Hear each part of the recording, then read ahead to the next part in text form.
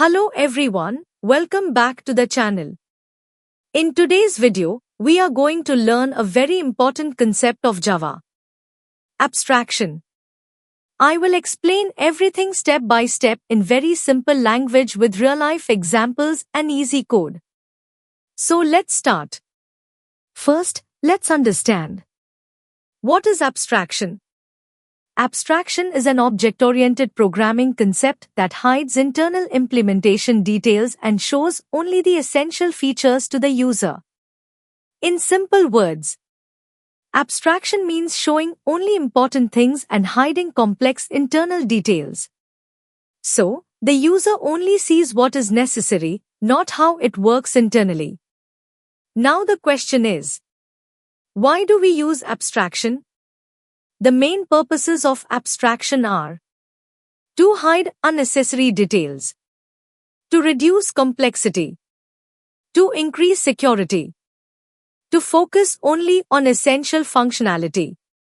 So abstraction makes programs easier, safer, and more organized. In Java, abstraction is achieved by using two things. First, abstract classes. Second, interfaces. Abstract class. An abstract class can have abstract methods without body. Can also have normal methods with body. That means it can contain both implemented and unimplemented methods. Interface. An interface contains only abstract methods before Java 8. It is used for 100% abstraction. So, both abstract class and interface help us to implement abstraction in Java. Now let's understand abstraction with a real-life example. Car and engine example. Imagine you are driving a car. When you drive a car, you only know how to use it. You know how to start the car, press the accelerator, apply brakes, change gears, use steering. But you don't know how the engine works internally, how fuel is converted into energy, how pistons move, how combustion happens, how internal mechanical parts operate. So what happens here? All the complex internal working of the engine is hidden from the driver. The driver only interacts with steering, pedals, gear system. The internal mechanism is completely hidden. This is exactly what abstraction means in programming. The user only uses functionality, while the internal logic remains hidden. Let's understand abstraction with a very easy Java program. First, we have an abstract class called Animal. So we write abstract class Animal. First we write the abstract keyword, then the class keyword, then the class name, which is Animal. Now this Animal class has two methods. One is an abstract method. One is a normal method. First abstract method. The abstract method name is sound. So we write abstract void sound. This method has no body because it is abstract. Second, normal method. Then we have a normal method called sleep. So we write void sleep.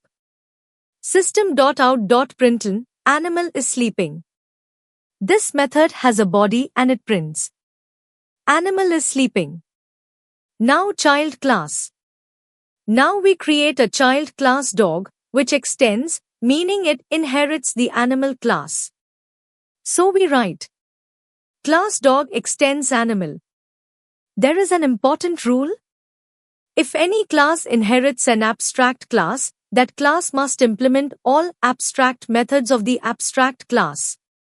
So here, the dog class must implement the abstract method sound. We implement it like this. Void sound. System.out.println, dog barks. So here we implement the sound method of abstract class animal by printing. Dog barks. So here we achieve abstraction. We hide the internal implementation and show only the necessary things to the user. How do we do that? By only declaring the abstract method. Abstract void sound. In the animal class, we just declare the method. We do not write any implementation. That means the user only knows that there is a method called sound, but the user does not know how this sound method works internally.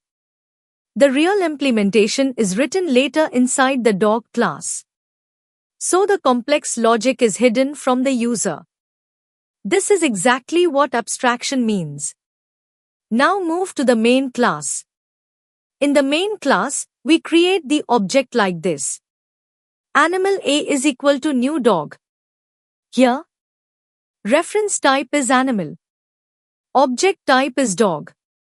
This is a very important point in abstraction. Now calling methods.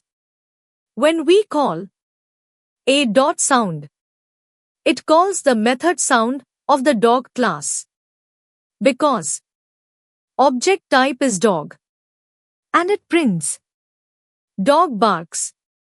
Next we call a.sleep. Because the reference type is animal and sleep is already implemented in the animal class. So it prints animal is sleeping.